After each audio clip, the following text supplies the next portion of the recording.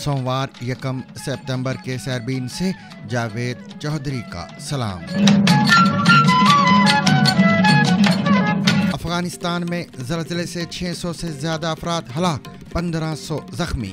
इतवार और पीर की दरमियानी शब को अफगानिस्तान में 6 रेक्टर स्केल के ज़लज़ले के झटके महसूस किए गए। अफगान हुकाम के मुताबिक सैकड़ों हलाकतों का खदशा है। पाकिस्तान के सूबे पंजाब में PDMA का कहना है कि दरियाए चनाब में सैलाबी रेला त्रिमू हेड वर्क्स की जानिब बढ़ रहा है।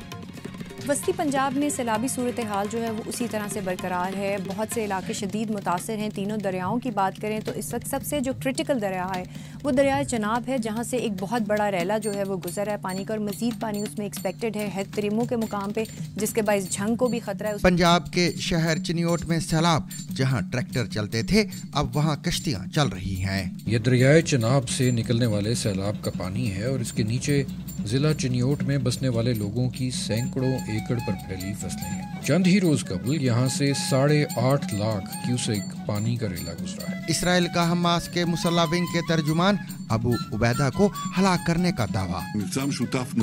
In another joint operation, the Shivan and the IDF targeted the Hamas spokesperson. चीन में मोदी, शी और प्यूतन की कुर्बतें, वाशिंगटन के लिए खतरे की घंटी, ड्रोन शो की हकीकत और रेड कारपेट वेलकम। चीन में मोदी का इस्तकबाल शानदार रहा या शहबाज शरीफ का। इंडिया की जानिब से रोहिंग्या पनाहगज़ीनों की मुबैना बेदखली, समंदर में छोड़े जाने का इंकशाफ। हजारों रोहिंग्या पनाहगज़ीन जो पहले ही इंडिया में अज़ियतनाक हालात में जिंदगी गुजार रहे थे, अब मजीद बेरहम हालात के घेरे में आ गए हैं। तालिबान के बाद अफगान नेशनल आर्केस्ट्रा की जिलावतनी, यूरोप में मौसीकी के जरिए आज़ादी की कहानी में गूंजी। ये एक ऐसा ऑर्केस्ट्रा है जिसे 2021 में काबुल में तालिबान की हुकूमत आने के बाद मुल्क छोड़ने पर मजबूर किया गया था। इसके अलावा दीगर खबरें भी आज के सैरबीन में शामिल रहेंगी, मगर पहले अहम आलमी खबरों का खुलासा।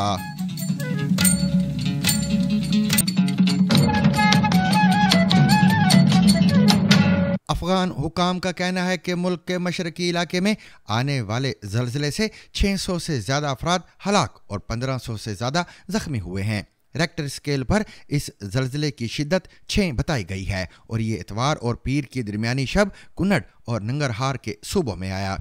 कुन्नड़ इस ज़लज़ले से सबसे ज़्यादा मुतासिरा इलाका है और अफ़गान वज़ारत दाखिला की जानिब से जारी बयान में कहा गया है कि इस सूबे में 610 अफराद की हलाकत और 1300 के ज़ख्मी होने की इतलात हैं।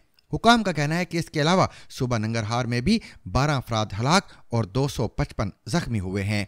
ज़लज़ले की वजह से इन सूबों में बड़े पैमाने पर मकानात भी तबाह हुए हैं। वज़ीर दाखिला सराजुद्दीन हक्कानी ने मुतालिका सूबों के मुकामी इंतज़ामिया और सिक्योरिटी इदारों को मुतासिरा इलाकों में जल्द अज जल्द पहुँचने की हिदायत जारी की हैं। दूसरी जानिब पाकिस्तान के वफाकी दरुल हुकूमत इस्लामाबाद, मरी, पिशावर, एबटाबाद, अटक समेत खैबर पख्तूनख्वा के मुख्तलिफ अजला में भी इतवार और पीर की दरमियानी शब ज़लज़ले के शदीद झटके महसूस किए गए। महकमा मौसमियात के मुताबिक ज़लज़ले की शिद्दत रेक्टर स्केल पर 6 रिकॉर्ड की गई। महकमा मौसमियात के ज़लज़ला पैमा मरकज़ के मुताबिक ज़लज़ले की गहराई ज़मीन में 15 किलोमीटर थी और ये रात 12:17 पर आया। इदारे के मुताबिक ज़लज़ले का मरकज़ जनूब मशरकी अफगानिस्तान था। इतवार और पीर की दरमियानी शब को अफगानिस्तान में 6 रेक्टर स्केल के ज़लज़ले के झटके महसूस किए गए। अफगान हुकाम के मुताबिक सैकड़ों हलाकतों का खदशा है। तालिबान हुकूमत ने बैनुल अक़वामी इमदादी तंजीमों से मदद की अपील की है, स्पेशली हवाई रास्तों से दूर दराज पहाड़ी इलाकों में इमदाद पहुँचाने के लिए, क्योंकि ज़मीनी रास्ते लैंड स्लाइडिंग की वजह से ब्लॉक हो गए हैं। अमरीकी जियोलॉजिकल सर्वे USGS के मुताबिक ज़लज़ले की गहराई सिर्फ 8 किलोमीटर थी। ज़लज़ले के बाद से अब तक कम से कम 3 आफ्टर शॉक्स आ चुके हैं, जिनकी शिद्दत 4.5 और 5.2 के दरमियान थी। पाकिस्तान के सूबा पंजाब में कुदरती आफात से निमटने के इदारे PDMA का कहना है कि दरियाए चनाब में सैलाबी रेला त्रिमू हेड वर्क्स की जानिब बढ़ रहा है। PDMA के डायरेक्टर जनरल इरफान अली काठिया का कहना है कि त्रिमू हेड पर इस वक्त पानी का बहाव 4,79,000 क्यूसेक है, जो आज शाम तक बढ़कर 7 लाख क्यूसेक तक पहुंच जाएगा। یہ بات انہوں نے ریلیف کمشنر پنجاب نبیل جاوید کو بریفنگ دیتے ہوئے کہی۔ عرفان علی کاٹھیا کا کہنا ہے کہ انڈیا کی طرف سے دریائے چناب میں پانی چھوڑے جانے کے پیش نظر تمام متعلقہ ادارے الرٹ ہیں۔ D G P D M A کے مطابق دریائے راوی میں بلوکی کے مقام پر انتہائی اونچے درجے کا سیلاب ہے۔ بلوکی کے مقام پر اس وقت پانی کا بہاؤ 1,68,000 کیوسک ہے، جبکہ دریائے ستلج میں پانی کا بہاؤ 2,53,000 کیوسک ہے۔ عرفان علی کاٹھیا نے بتایا کہ 2 سے 3 سپتمبر کے دوران تقریباً 10 لاکھ کیوسک پانی ہیڈ پنجنت پر پہنچے گا۔ مزید تفصیلات ہماری اس رپورٹ میں۔ وسطی پنجاب میں سیلابی صورتحال جو ہے وہ اسی طرح سے برقرار ہے، بہت سے علاقے شدید متاثر ہیں۔ تینوں دریاؤں کی بات کریں تو اس وقت سب سے جو کرٹیکل دریا ہے وہ دریائے چناب ہے، جہاں سے ایک بہت بڑا ریلا جو ہے وہ گزر ہے پانی کا، اور مزید پانی اس میں ایکسپیکٹڈ ہے ہیڈ تریمو کے مقام پہ، جس کے باعث جھنگ کو بھی خطرہ ہے۔ اس سے پہلے ہم نے دیکھا کہ چنیوٹ کو اور ارد گرد کے علاقوں کو بچانے کے لیے کئی بند بھی توڑے گئے، اور لیکن اس کے باوجود بھی جو ہے پانی کی مقدار اتنی زیادہ تھی، بہاؤ اتنا زیادہ تھا کہ ارد گرد کے جو گاؤں اور بستیاں ہیں وہ بہت بڑی تعداد میں ڈوبے ہیں، زیر آب آئے ہیں۔ D G P D M میں عرفان علی کاٹھیا نے بتایا کہ اس وقت پنجاب سے تاریخ کا سب سے بڑا ریلا گزر ہے، جس سے اگلے 24 گھنٹوں میں ملتان اور خانیوال سمیت دیگر اضلاع جو ہیں وہ متاثر ہونے کا خدشہ ہے۔ دریائے راوی کے بارے میں آپ کو بتاتے ہیں کہ شادرہ کے مقام پہ جو ہے پریشر وہ کم ہوا ہے، بہاؤ جو پانی کا تھا وہ آگے ہیڈ بلوکی والی سائڈ پہ موو کیا ہے، لیکن ابھی بھی میں لاہور میں موجود ہوں اور بارش مسلسل کل سے ہو رہی ہے وقفے سے، جس کے باعث اربن فلڈنگ ہوئی ہے اور لوگ بھی اپنی جان سے کچھ گئے ہیں اور نقصانات بھی خاصے ہوئے ہیں۔ این ڈی ایم اے کی جانب سے یہ سپیل جو ہے یہ تقریباً 2 ستمبر تک آگے جاری رہے گا۔ آپ کو مزید دریائے ستلج کے بارے میں بتاتے ہیں، وہاں پہ بھی سیلابی صورتحال اسی طرح سے برقرار ہے۔ D G P D M میں عرفان علی کاٹھیا نے بتایا کہ قصور سے جو ہے 2,60,000 کیوسک کا ریلا گزرا ہے، جبکہ ہیڈ سلیمان کی جو ہے وہاں سے 1,75,000 کیوسک کا ریلا گزرے گا، اور ہیڈ اسلام سے 1,35,000 کا ریلا جو ہے وہ گزرے گا۔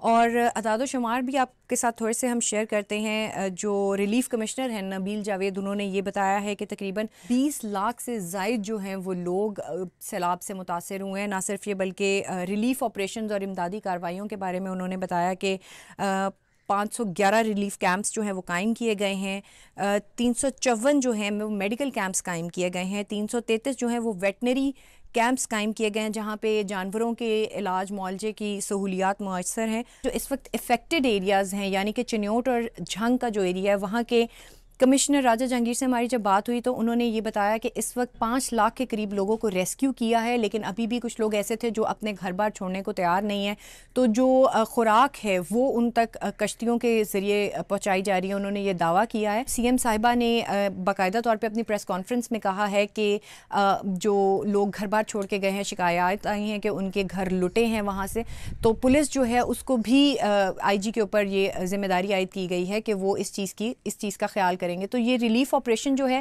یہ مسلسل ابھی بھی جاری ہے، لوگ ریسکیو بھی ہو رہے ہیں، اس کے ساتھ ساتھ امدادی کارروائیاں جو ہیں وہ بھی جاری ہیں۔ ریسکیو 1122 نے ضلع سیالکوٹ میں 4 روز کے دوران سیلاب کے باعث ہلاک ہونے والے 20 افراد کی لسٹ جاری کر دی ہے۔ ریسکیو ترجمان کے مطابق 27 اگست کو 3، 28 اگست کو 10، 29 اگست کو 5 اور 30 اگست کو 2 افراد ہلاک ہوئے ہیں۔ اعداد و شمار کے مطابق سب سے زیادہ 15 اموات تحصیل سمڈیال میں ہوئی، جبکہ تحصیل سیالکوٹ میں 4 اور تحصیل پسرور میں 1 شخص ہلاک ہوا ہے۔ تحصیل ڈسکا سے کسی ہلاکت کی اطلاع نہیں ہے۔ پنجاب کے آئی جی جیل خانہ جات میاں فاروق نذیر کے مطابق سیلاب سے سیالکوٹ جیل بھی متاثر ہوئی ہے اور 3 فٹ پانی جیل کے اندر داخل ہو گیا ہے۔ پنجاب کے محکمہ جیل کے مطابق پہلے مرحلے میں کمزور بیرکوں میں قید 1000 قیدیوں کو فوری طور پر گجرانوالہ، نارووال اور حافظ آباد کی جیلوں میں منتقل کر دیا گیا ہے۔ پنجاب میں شدید سیلابی صورتحال کے باعث دریائے چناب سے نکلنے والا 8.5 لاکھ کیوسک کا ریلا ضلع چنیوٹ سے گزرا ہے۔ تحصیل بوہانہ کے متعدد دیہات اب جھیل کا منظر پیش کر رہے ہیں۔ کئی مقامات پر لوگ اب بھی پانی میں پھنسے ہوئے ہیں، جبکہ امدادی کارروائیاں جاری ہیں۔ بی بی سی کی ٹیم نے صورتحال جاننے کے لیے ریسکیو اہلکاروں کے ساتھ متاثرہ علاقوں کا دورہ کیا۔ مزید جانیے رپورٹر عمر دراز ننگیانہ سے۔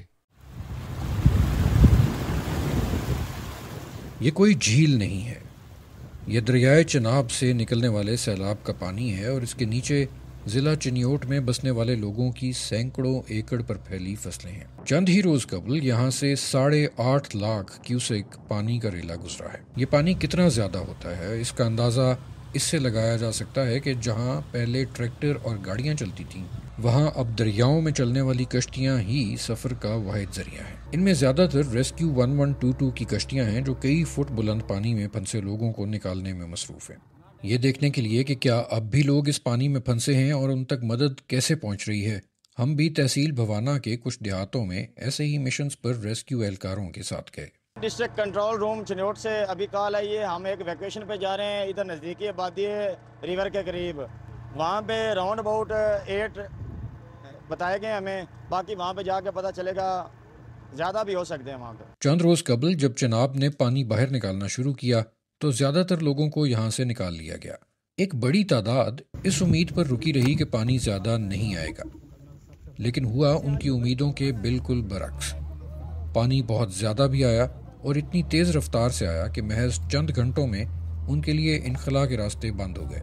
اب مدد کے لیے ریسکیو اہلکاروں تک پیغام پہنچانا بھی مشکل تھا، اور ریسکیو بوٹس کے لیے ان پھنسے ہوئے لوگوں تک پہنچنا بھی کافی چیلنجنگ ہے۔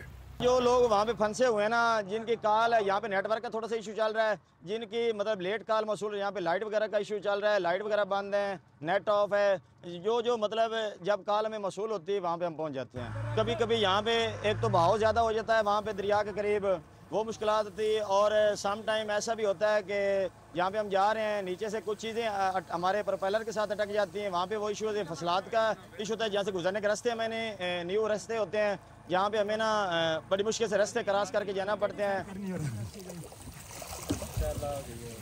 ٹھیک ہے۔ ریسکیو کی ٹیم ان لوگوں کی طرف جا رہی ہے جن کے پھنسے ہونے کی اطلاع ہے، لیکن رستے میں بہت سے افراد ایسے نظر آ رہے ہیں جن کے بارے میں اطلاع نہیں تھی۔ ان میں زیادہ تر وہ لوگ ہیں جو ایک مرتبہ نکل جانے کے بعد دوبارہ اپنے گھروں اور سامان کی خبر لینے واپس آ رہے ہیں۔ انہیں بھی پیچھے نہیں چھوڑا جا سکتا۔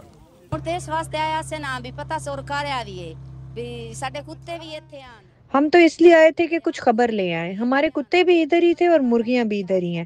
ابھی کافی نقصان ہو گیا، 4-5 گھروں کے کچے کمرے گر گئے ہیں، پکے گھر بچ گئے تھے لیکن اندر چارپائیاں وغیرہ تھی وہ ٹوٹ گئی ہیں۔ خوش قسمتی سے ان کے جانور اب تک محفوظ بیٹھے ہیں، لیکن ان کا راشن اور گھریلو سامان پانی سے نہیں بچ پایا۔ ہاں شکر ہے کتے ابھی ٹھیک ہیں اور مرغیاں بھی، لیکن جو اناج ہم نے باہر رکھی تھی ذخیروں میں ڈال کر، جب پانی آیا تو اس نے انہیں گرا دیا، وہ بھی ضائع ہو گئی۔ جن کمروں کو کنڈی لگا کر اور سامنے سے دروازے پر مٹی چڑھا کر گئے تھے، ان کے اندر بھی پانی گھس گیا، بندے سے زیادہ اونچا رہا ہے پانی۔ اس سڑک پر آپ کے قد سے اونچا پانی رہا ہے۔ جیسے جیسے ہم دریائے چناب کے قریب ہوتے جا رہے ہیں، پانی کی سطح بلند ہوتی جا رہی ہے، اور عین اسی جگہ پر ہمیں کئی لوگ گھروں کی چھتوں پر پناہ لیے ہوئے نظر آئے۔ یہ جس گاؤں میں یہ لوگ آئے ہیں یہاں پہ ریسکیو کرنے کے لیے لوگوں کو، یہاں پہ کچھ لوگ سٹرینڈڈ ہیں، اور یہ وہ گاؤں ہے جس کے آگے بالکل یہاں پہ یہ سامنے چناب بہہ رہا ہے، یہ پانی ابھی بھی کافی سپیڈ میں یہاں سے آ رہا ہے۔ تو یہ جو لوگ یہاں پر رکے ہوئے تھے وہ یہ کہہ رہے ہیں کہ وہ اپنی پراپرٹی کی حفاظت کرنے کے لیے یہاں پہ کچھ لوگ رکے ہوئے تھے، باقی ان کے گھروں کے لوگ یہاں سے نکل گئے ہیں، گاؤں کے کافی لوگ جو ہیں وہ یہاں سے نکل گئے، ان کو نکال لیا گیا ہے۔ اس طرح کے اور گاؤں اس طرح پٹی کے ساتھ ساتھ بہت سارے ہیں جہاں پہ لوگ جو ہیں وہ سٹرینڈڈ ہیں اور ان کو ریسکیو آپریشنز کے ذریعے یہاں سے باہر نکالا جا رہا ہے۔ انہوں نے بتایا کہ گزشتہ 3 روز سے وہ بکھرے ہوئے چناب کے سامنے ان گھروں کی چھتوں پر بیٹھے ہیں۔ ان لوگوں نے 8 لاکھ کیوسک کے ریلے کو یہیں قریب سے دیکھا ہے۔ وہ کہتے ہیں ان کے لیے یہ سب سے زیادہ مشکل وقت تھا۔ مول یہاں سے دریا جو ہے نا اس کا ادھر سے جو اپنا اس کی لہریں جو ہے نا وہ طوفان کی طرح ابھر رہی تھی، اس کا اتنا شور تھا کہ ادھر ہم لوگ کو خوف تھا کہ اب پتہ نہیں کیا بنے گا۔ ٹھیک ہے، رات ہوتی تھی تو اس سے زیادہ خوف ہو جاتا تھا کہ کوئی وسیلہ نہیں ہونا تھا، کدھر جانا ہے ہم نے۔ پھر ہم لوگوں نے یہی چاہا کہ ایک کوئی چھت جو ہے نا مضبوط وہ اپنا لیں، اس کے اوپر بیٹھ جائیں، ٹھیک ہے نا، رات مشکل سے گزاری نکل جائے گی، اللہ خیر۔ عالم تو یہی تھا کہ کچھ نہیں رہنا، یا اتنا پانی زیادہ تھا۔ یہ لوگ کسی سے رابطہ کر کے یہ بھی نہیں بتا سکتے تھے کہ ان کو مدد کی ضرورت ہے، اور اس طرف پانی کا بہاؤ انتہائی تیز تھا۔ لائٹ جو ادھر بند ہو جائے نا، اور ادھر سہولت نہیں ہے کہ ہم کسی کو کال کر سکیں، سروس بند ہو جاتا ہے۔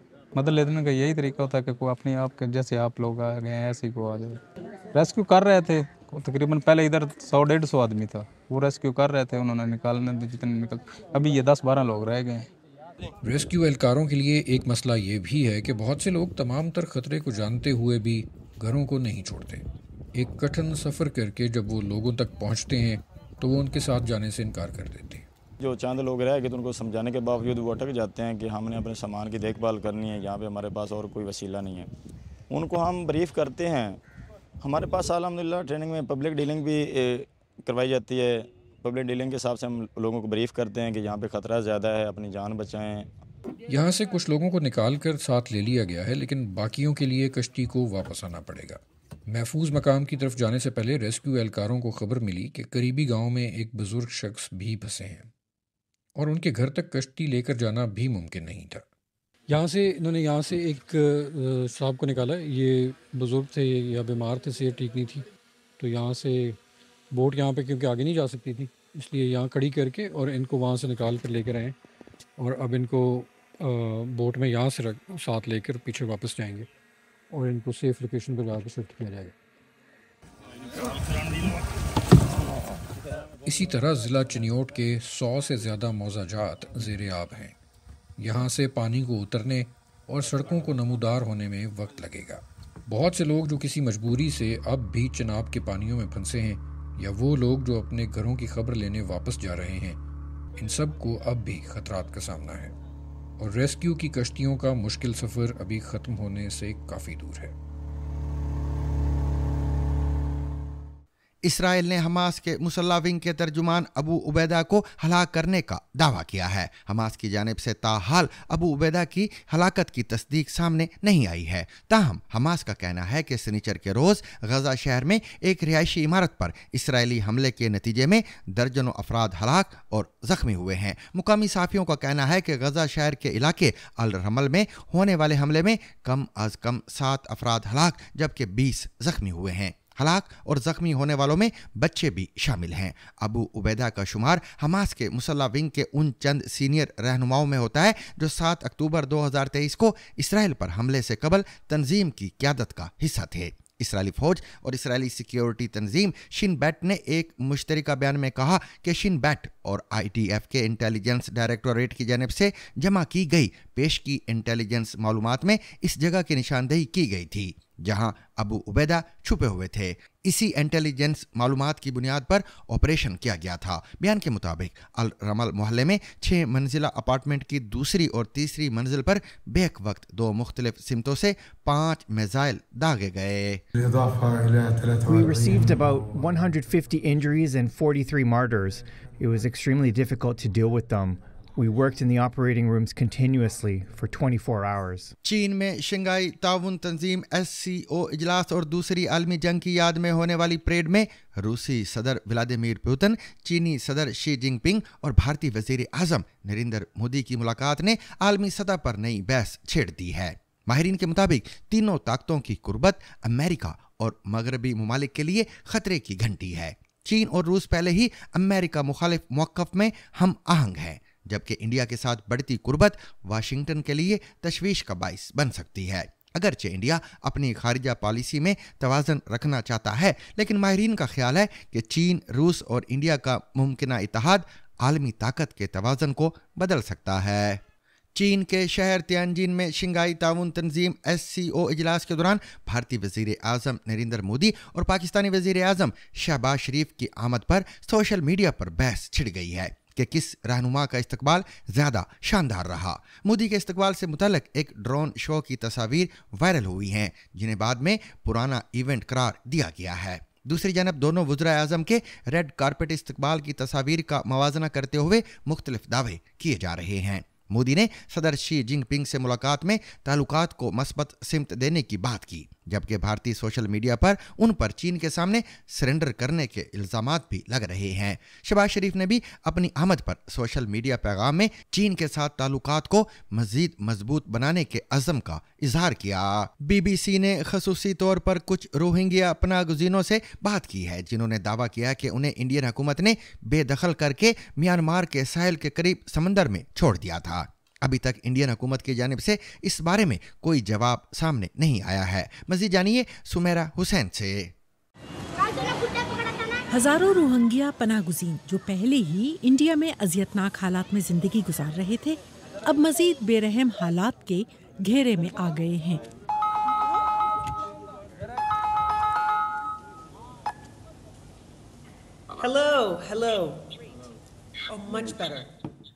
अपनी कहानी सुनाने को बेकरार दिल्ली की गलियों से बेदखल समंदर की बेरहम मौजों में धकेले गए और अब म्यांमार में कैद, वही सरजमीन जहां से वो जान बचाकर निकले थे।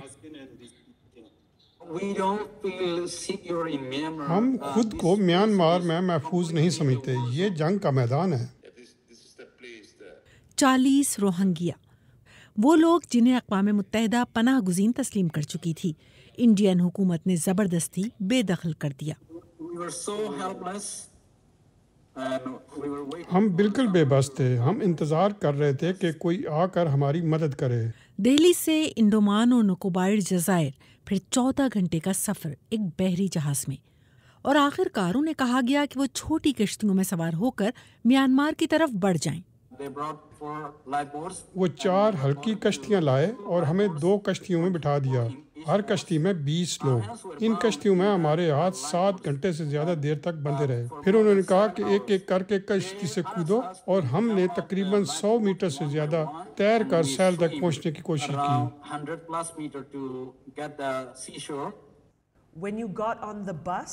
जब आप बस पर सवार होकर किश्तियों तक गए, आपको कैसे इल्म हुआ कि ये इंडियन बहरिया है? हमें पता है क्योंकि बस पे भारतीय नवासीना लिखा हुआ था। हिंदी में एक लफ्ज, इंडियन बहरिया, और फिर वो बताते हैं एक एक करके सबको अलग किया गया। इंडियन हुकाम ने तफ्तीश की और फिर उन्हें तन्हा छोड़ दिया गया। उन्होंने कहा, तुम इंडिया क्यों आए? तुमने इंडिया के अलावा कोई और मुल्क क्यों नहीं चुना? इंडियन हुकूमत से मौक़िफ़ जानने की कोशिश तो की गई, मगर कोई जवाब नहीं मिला। इंडिया में 20,000 से ज़ायद रोहिंग्या पनाह गुज़ीन मौजूद हैं। अक़वाम मुत्तहिदा के रजिस्टर्ड पनाह गुज़ीन होने के बावजूद इंडियन हुकूमत उन्हें गैर कानूनी मुहाजिर करार देती है। ये लोग इंडिया में इसलिए नहीं हैं कि वो यहाँ आना चाहते थे, बल्कि वो यहाँ इसलिए हैं क्योंकि म्यांमार में खौफनाक तशद्दुद जारी है। वो हकीकत में अपनी जान बचाने के लिए भाग रहे थे। म्यांमार वापस भेजे गए उन्हीं 40 अफराद में नूरुल अमीन के वालिदैन भी शामिल थे।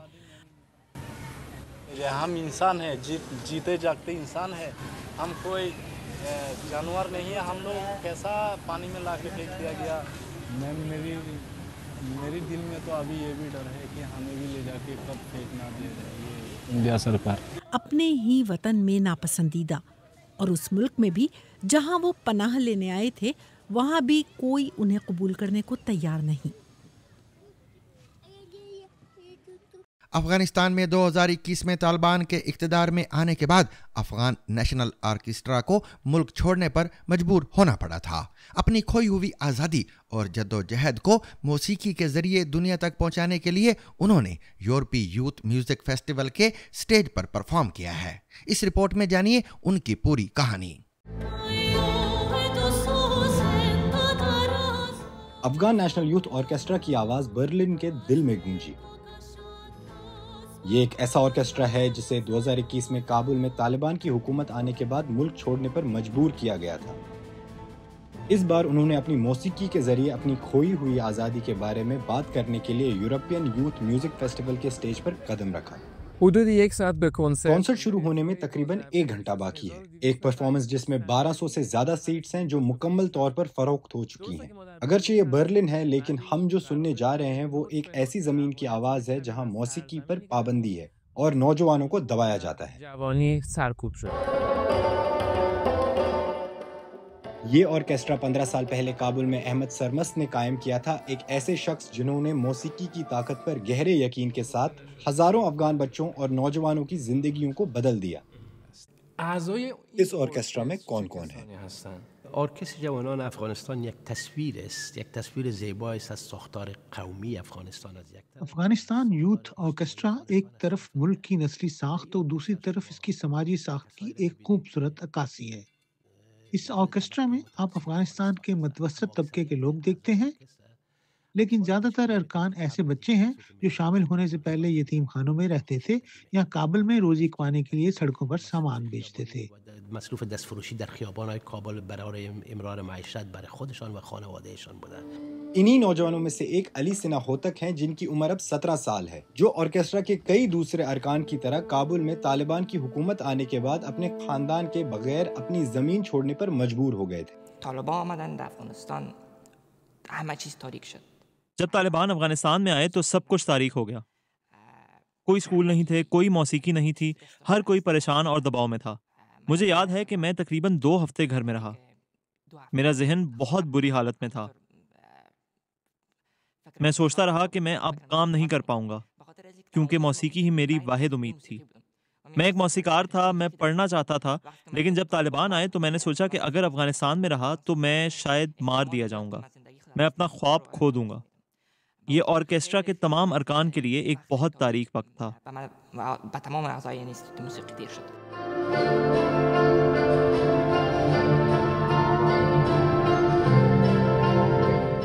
سرمست نے آرکیسٹرا کو افغانستان سے جلد از جلد نکالنے کا فیصلہ کیا تھا تاکہ ان کی آوازیں خاموش نہ ہو جائیں۔ با آلمان تماس گرفتیم، با آمریکایی‌ها تماس گرفتیم، با کانادایی‌ها، با استرالیایی‌ها، با انگلیس‌ها۔ ہم نے جرمنی، امریکہ، کینیڈا، آسٹریلیا سے رابطہ کیا، لیکن واحد ملک جس نے ہمیں گروپ ویزا دینے اور ہمارے کام کے لیے حالات فراہم کرنے پر اتفاق کیا وہ پرتگال تھا۔ شاگردها رویا پردازی کنن و با آرزوهایشان برسن پرتگال۔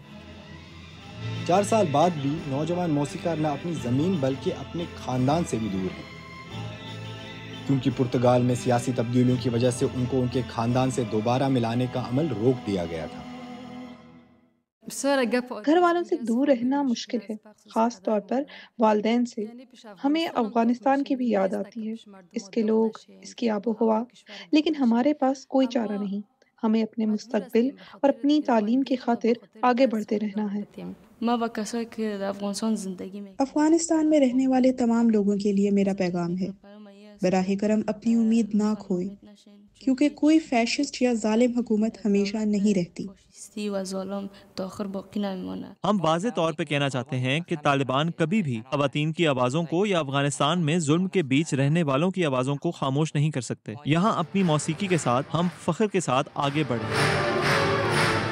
پرفارمنس صرف چند گھنٹے جاری رہی، لیکن اس کا پیغام کسی بھی موسیقی کے نوٹ سے کہیں زیادہ گونجا۔ افغانستان اب بھی زندہ ہے اور اس کی نسل نے خاموشی کے سامنے ہتھیار نہیں ڈالے ہیں۔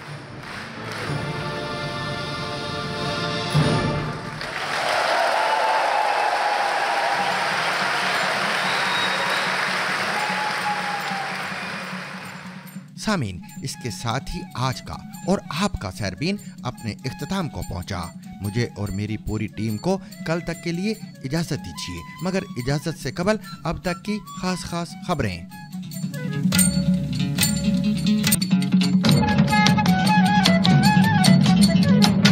افغانستان میں طالبان حکومت کے ترجمان ذبیح اللہ مجاہد نے کہا ہے کہ گزشتہ رات ملک میں آنے والے زلزلے کے نتیجے میں 800 سے زیادہ افراد ہلاک ہو گئے ہیں۔ پیر کو جاری ایک بیان میں ذبیح اللہ مجاہد کا کہنا تھا کہ زلزلے سے کنڑ میں اب تک 800 افراد کی ہلاکت کی تصدیق ہوئی ہے، جبکہ ننگرہار میں 12 افراد ہلاک ہوئے ہیں۔ امریکی جیولوجیکل سروے USGS کے مطابق اتوار کی شب 11:47 پاکستانی وقت کے مطابق پیر 12:17 پر مشرقی افغانستان میں آنے والے زلزلے کی گہرائی محض 8 کلومیٹر تھی۔ زلزلے کے بعد سے اب تک کم از کم 3 آفٹر شاکس آ چکے ہیں، جن کی شدت 4.5 اور 5.2 کے درمیان تھی۔ پاکستانی فوج کا کہنا ہے کہ گلگت بلتستان میں آرمی ایوی ایشن کا ہیلی کاپٹر تربیتی پرواز کے دوران گر کر تباہ ہو گیا ہے، جس میں 2 میجر سمیت عملے کے 5 افراد ہلاک ہوئے ہیں۔ فوج کے شعبہ تعلقات عامہ ISPR نے ایک بیان میں بتایا کہ 1 ستمبر کی صبح 10 بجے MI-7 ہیلی کاپٹر کینٹونمنٹ سے 12 کلومیٹر دور ہڈر گاؤں کے قریب گر کر تباہ ہوا۔ ISPR کا کہنا تھا کہ ہیلی کاپٹر تربیتی پرواز پر تھا جب اس میں تکنیکی مسئلہ پیدا ہوا جو کریش کا باعث بنا۔ فوج کے مطابق اس حادثے میں عملے کے 5 افراد، pilot in command major Atif, co-pilot major Faisal, flight engineer Maqbool, crew chief Jahangir اور کریو چیف نائک عامر ہلاک ہوئے ہیں۔ Rediscover the trusted voice of news with Zigzag Broadcast Company's revival of BBC Sarabeen. ZBC Sarabeen.